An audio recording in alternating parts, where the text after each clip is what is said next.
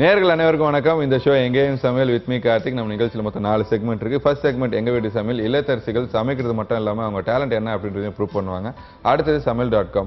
வெளியூர்ல இருந்து நம்ம நிகழ்ச்சிக்கு வர முடியாதவங்க, அப்புறம் நம்ம ஷோக்கு பார்ட்டிசிபேட் பண்ண முடியாதவங்க லெட்டர் மூலியமா இல்லைனா மெயில் மூலியமாவோ நம்ம நிகழ்ச்சிக்கு அதை அனுப்பிச்சாங்கன்னா நாங்கள் அதை சமைச்சு காட்டுவோம். ஓகேவா?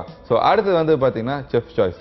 பெரிய பெரிய ஸ்டார் ஹோட்டலில் ரெஸ்டாரண்ட்டில் ஹோட்டல்ஸ்லாம் வந்து பார்த்தீங்கன்னா ஷெஃப் வந்து பயங்கரமாக சமைப்பார். அதெல்லாம் நம்ம வீட்டில் சமைக்க முடியுமா அப்படின்னு கேள்விக்குறியாக இருக்கும். கண்டிப்பாக சமைக்கலாம் அப்படின்னு சொல்லி பதில் சொல்கிறது தான் நம்ம செஃப் சாய்ஸ். அடுத்தது பாட்டி வைத்தியம். நம்ம முன்னோர்கள் சொன்ன சில டிப்ஸை வந்து இப்போ வரைக்கும் நம்ம ஃபாலோ பண்ணல, பட் கண்டிப்பாக ஃபாலோ பண்ணால் பயங்கர ஹெல்த்தியாக இருக்கும், ஹெல்த்தியாக இருப்போம் அப்படின்னு சொல்கிறது தான் பாட்டி வைத்தியம். ஸோ இதெல்லாம் எங்கே பார்க்க போகிறோம்? நம்ம செக்மெண்ட்டில் தானே. நம்ம ஷோக்குள்ளே போகலாம் வாங்க.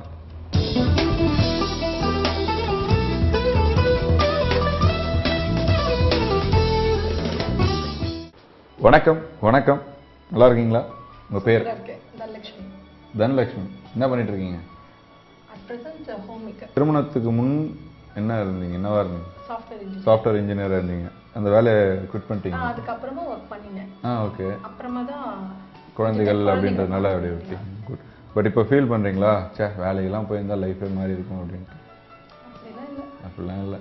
எப்படி என்ன கிடைக்குதோ அதுக்கேற்ற மாதிரி லைஃப் அட்ஜஸ்ட் பண்ணி போகணும், அப்படிதான் இல்லையா? குட். ஸோ உங்கள் பேர் என்ன சொன்னீங்க? தனலட்சுமி. தனலட்சுமி. இன்னைக்கு என்ன சமைக்க போறீங்க எங்கள் மக்களுக்காக? இன்னைக்கு வந்து ஒரு ட்ரெடிஷ்னல் உளுந்த பருப்புல செய்யற ஒரு ஸ்வீட் போண்டா. உளுந்த பருப்புல செய்யற ஒரு ஸ்வீட் போண்டா. அப்படியா? ஓகே. ஸ்வீட் போண்டா செய்ய போறாங்க, அதுதான் கண்டென்ட். ஸோ அதுக்கு தேவையான இன்கிரீடியன்ஸ் என்ன அப்படின்றது அவங்களே சொல்லுவாங்க, கேளுங்க. முந்திரி பருப்பு, சர்க்கரை, சால்ட், ஏலக்காய் பொடி, எண்ணெய், ரவை, உளுந்த பருப்பு. ஸோ தேவையான பொருள்லாம் ரொம்ப அழகாக சொல்லியாச்சு. போண்டா செய்யறதுக்கு என்னென்ன தேவை அப்படின்றது தான் அவங்க சொன்னாங்க. ஸோ அடுத்து செய்முறை ஸ்டார்ட் பண்ண போகிறோம் இல்லையா? சரி, இன்னைக்கு எங்கள் மக்களுக்கு வந்து போண்டா கொடுக்கலான்னு ஏன் நினைச்சிங்க? போண்டா இல்லை, இது ஒரு ட்ரெடிஷ்னல் ஃபுட் ஐட்டம். சரி, சக்கரை பொங்கலுக்குள்ள தான் ட்ரெடிஷ்னல். இல்லை, உளுந்த பருப்புல இந்த மாதிரி ஸ்வீட் போண்டா வந்து எத்தனை பேருக்கு தெரியும்னு தெரியும். ஓகே. ஸோ இது எங்கள் வீட்டில் வந்து ஃபெஸ்டிவல் டேஸ் அப்போ நாங்கள் செய்வோம். கண்டிப்பாக இந்த போண்டா உண்டு வீட்டில். ஓகே. அதுக்காக அது செய்யலாம். இதுக்கப்புறமா யாராவது அவங்க ஃபெஸ்டிவல் வரும்போது இந்த மாதிரிலாம் செஞ்சு சாப்பிடலாம் இல்லையா? அடுத்தவங்க வீட்டில் என்ன தராங்கன்னு எதிர்பார்த்துட்டே இருக்காங்க. ரொம்ப இஷ்டமா சாப்பிடுவாங்க ஸ்வீட் இல்லையா அது? ஆமா, பெரியவங்க கூட சாப்பிடுவாங்க இஷ்டமா தான். ரொம்ப நல்லது. இல்லைங்க, பெரியவங்க கூட இஷ்டமா தான் சாப்பிடுவாங்க. எங்க சொன்ன நானும் ரொம்ப நாளாக யோசிச்சுதான் இருந்தேன், குழந்தைங்க இதை விரும்பி சாப்பிடுவாங்க, குழந்தைங்க விரும்பி சாப்பிடுவாங்க. ஸ்வீட்ஸ்னா குழந்தைங்களுக்கு தான் ஃபர்ஸ்ட் பிரெஃபரன்ஸ். அவங்க சாப்பிடலாம் ஸ்வீட்ஸ். நம்பி பெரியவங்கன்னா அவங்களுக்கு சுகர் இருக்குன்னுவாங்க, அது இருக்கும். சோ அதனால அப்படியே ஒரு ரெஸ்ட்ரிக்ட்டடா சொல்றது. சரி, ஓகே. உங்க வீட்டில் நீங்க எல்லாம் எப்படி சாப்பிடுவீங்க? நாங்க எல்லாமே சாப்பிடுவோம். தெரியுது, நல்லா சாப்பிடுவீங்க அப்படின்றது தெரியுது. ஸோ இன்னைக்கு எங்க மக்களுக்காக நீங்க ஸ்வீட் போண்டா செய்ய போறோம் அப்படின்னு சொல்லியிருக்கீங்க, உளுந்த பருப்புல செய்யறதுக்கு.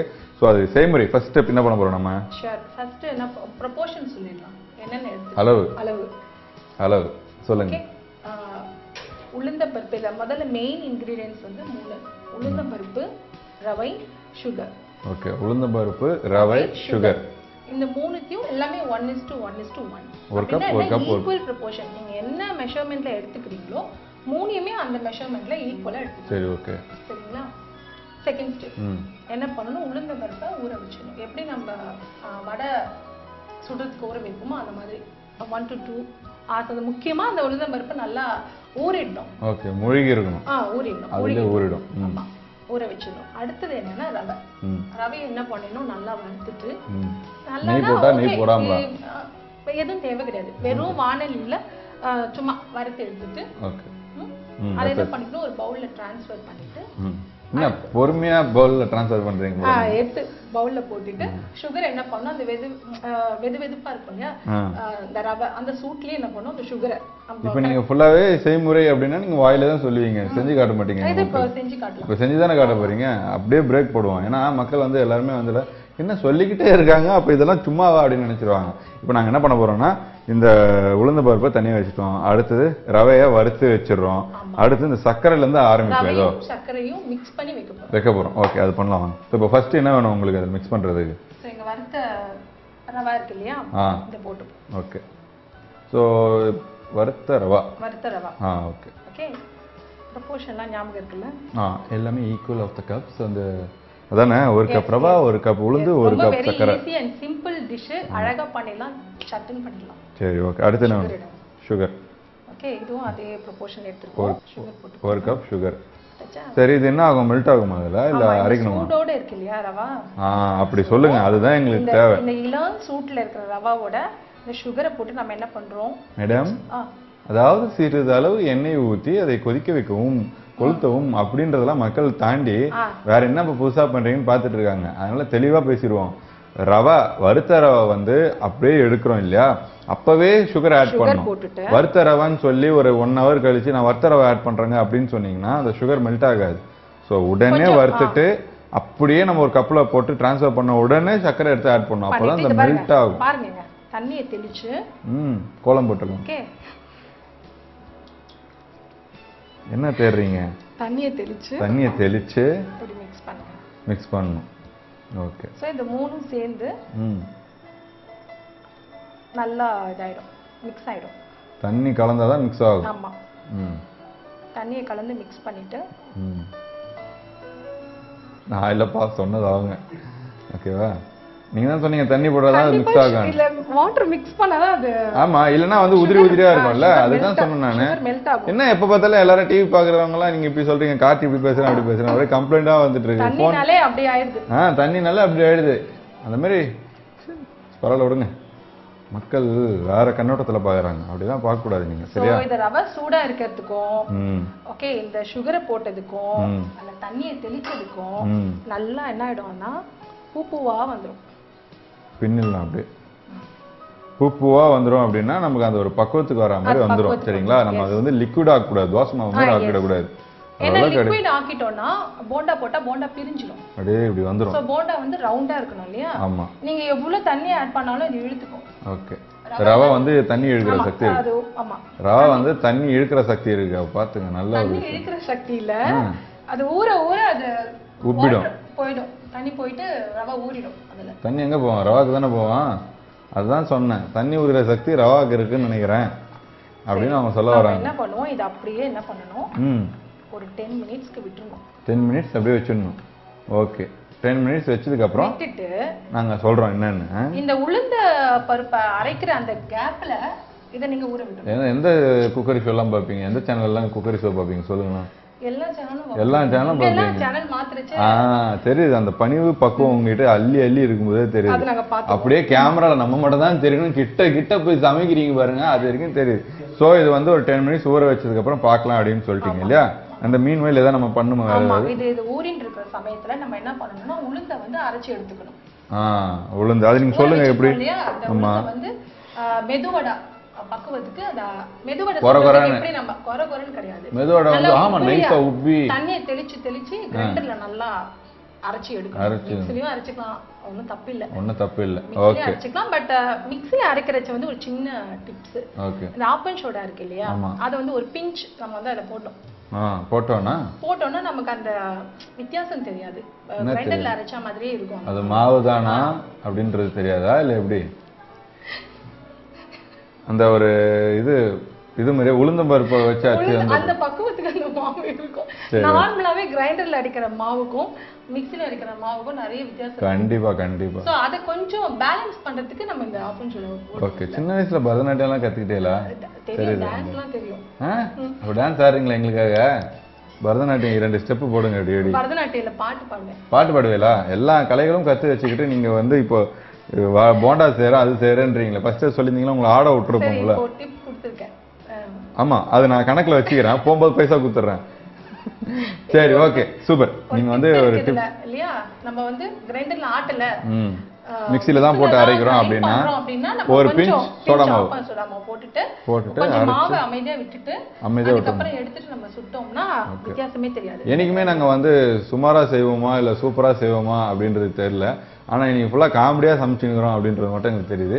நகைச்சுவை அப்படின்றது எல்லார் மனசுலயும் இருக்கணும், எல்லார் உள்ளத்துலயும் இருக்கணும். அப்பதான் வந்து நம்ம செய்யற உணவும் சரி, பக்கத்துல இருக்கவங்களும் சரி சந்தோஷமா இருப்பாங்க அப்படின்றது எல்லாரும் சொல்லுவாங்க.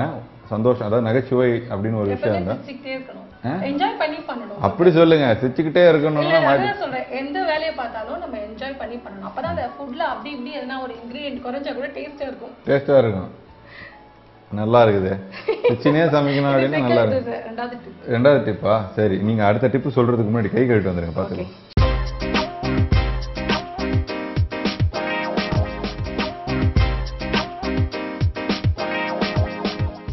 ஸோ அரைச்சி எடுத்துட்டு வந்தாச்சு. அந்த உளுந்து மாவும் இங்க ரெடியா இருக்கு. நீங்க சொன்னது போல 10 நிமிஷம் இல்லையா? இந்த ரவையும் 10 நிமிஷத்துல ஊறி ரெடி ஆயிடுச்சு. இப்போ என்ன பண்ண போறோம்? ரெண்டையும் இந்த ரெண்டுத்தையும் மிக்ஸ் பண்ண போறோம். ஓகே, அந்த போண்டா மாவை வந்து ரெடி பண்ண போறோம். ஓகே, இது ரவை ஊற வச்சது. எஸ், அதாவது ரவை, வறுத்த ரவை, சுகரு, என்ன போடுறோம்? தண்ணி போட்டு மிக்ஸ் பண்ணி வச்சிருக்கோம். மிக்ஸ் பண்ணி வச்சிருக்கோம். உளுந்து அரைச்ச உளுந்து அரைச்சது அதையும் அதில் ஆட் பண்ணிடுங்க.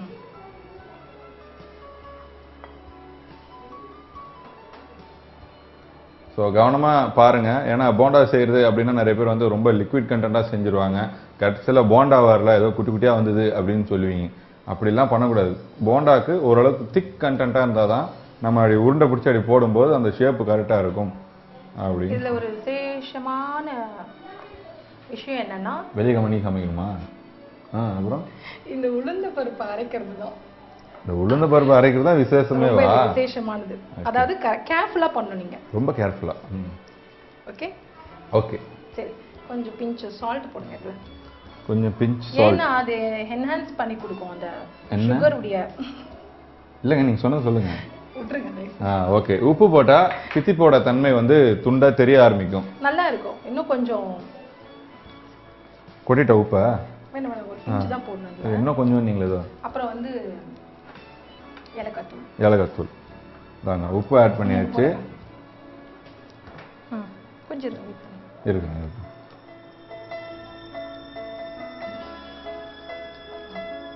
லைட்டா போடுங்க. போறோம் போறோம். Okay okay. சோ ஏலக்காய் பொடியும் ஆட் பண்ணியாச்சு. ஏலக்காய் பொடியும் ஆட் பண்ணியாச்சு.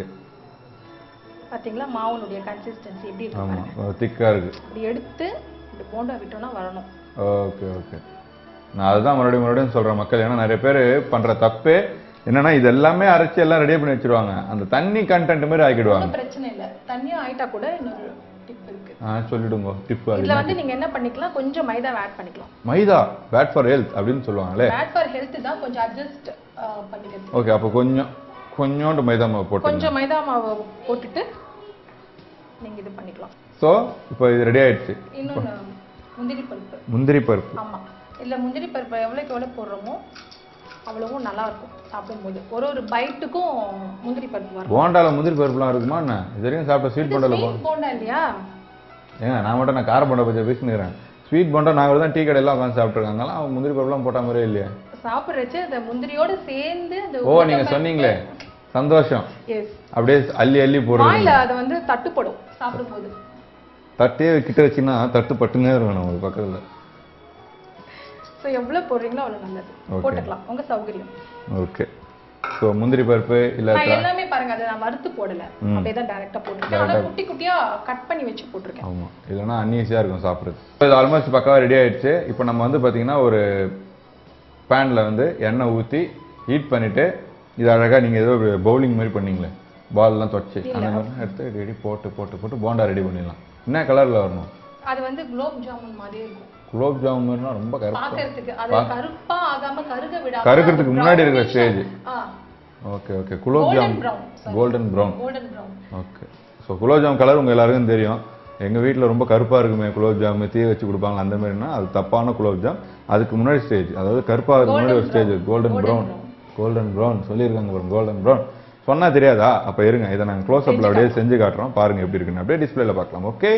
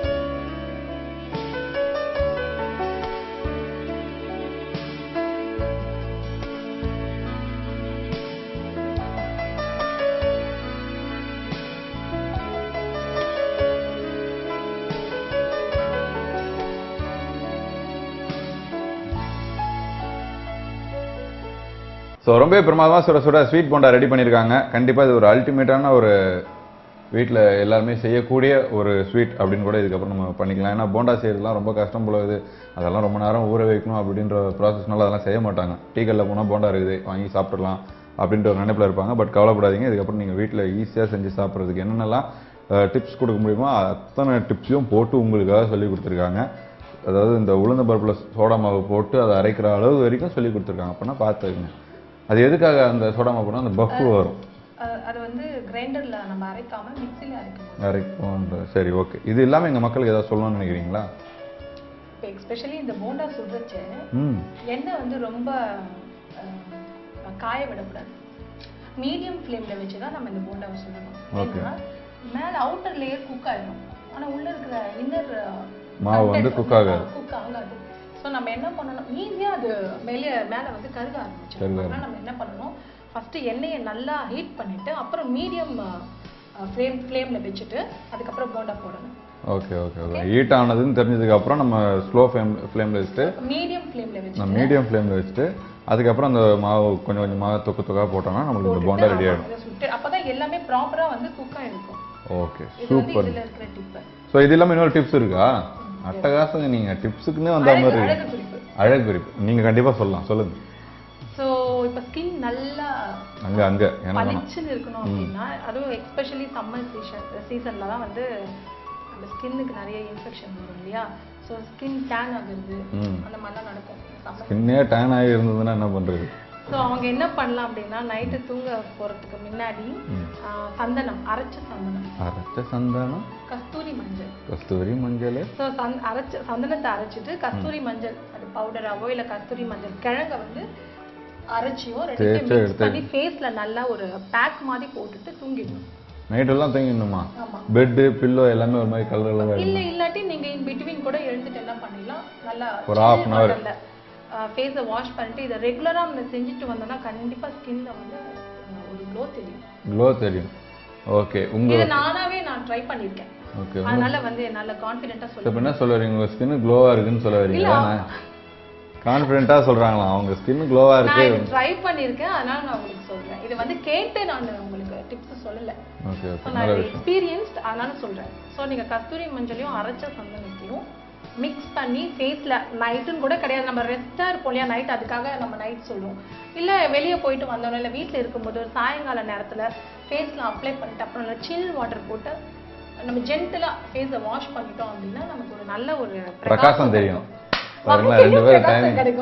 கண்டிப்பா பிரகாசம் கிடைக்கும் அப்படின்னு சொல்லியிருக்காங்க. அந்த பிரகாசம் கிடைக்கும், வாழ்க்கையிலும் பிரகாசம் கிடைக்குமா? நீங்க வேற எத்தனை பேர் லைட் ஆஃப் ஆகி வீட்டுல இருக்கிறானுன்னு தெரியாம இருக்கீங்க நீங்க. ஸோ பிரகாசம் அப்படின்றது ஒரு பொலிவு கிடைக்கும் உங்க முகத்துல அப்படின்னு சொல்லியிருக்காங்க. அந்த பொலிவு கிடைக்கணும் அப்படின்னா இவங்க சொன்ன அந்த டிப்ஸை, பியூட்டி டிப்ஸை ஃபாலோ பண்ணுங்க. ஆமா, ரெகுலரா பண்ணுங்க. 2 நாளைக்கு ஒரு தடவை பண்ணா 3 நாளைக்கு ஒரு தடவை பண்ணலாம் இருக்கக்கூடாது. ரெகுலரா அரைச்சி நீங்க பூசிட்டே இருந்தீங்கன்னா அழகா எடுவீங்க. ஓகே, ஸோ அது மட்டும் இல்லாமல் இன்னைக்கு ரொம்பவே பிரமாதமாக ஸ்வீட் போண்டா செஞ்சு கொடுத்தா இவங்களுக்கு நம்ம கேப்டன் டீ சார்வா இந்த அழகிய கிஃப்ட்.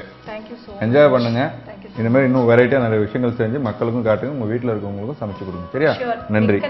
ஸ்வீட் போண்டா செய்யறது எப்படின்னு ரீகாப் சொல்லுவாங்க, கேட்டுக்கங்க. உளுந்த ஊற வச்சுட்டு மெதுவடைக்கு அரைக்கிற மாதிரி அரைச்சி எடுத்துட்டு ரவையை வறுத்து ரவையோட சுகரை ஆட் பண்ணி அரைச்ச இந்த உளுந்த மாவை அதோட ஆட் பண்ணி நல்லா மிக்ஸ் பண்ணிட்டு அதில் ஒரு சிட்டிகை உப்பு, ஏலக்காய் தூள் மிக்ஸ் பண்ணிவிட்டு முந்திரி பருப்பையும் போட்டு மிக்ஸ் பண்ணிவிட்டு அது ஒரு போண்டா கன்சிஸ்டன்சிக்கு அந்த மாவை வந்து நல்லா மிக்ஸ் பண்ணிடணும். அதுக்கப்புறம் காய்ச்சி எண்ணெயில் அதை போட்டு சுட்டு எடுத்தால் உளுந்து ஸ்வீட் போண்டா ரெடி.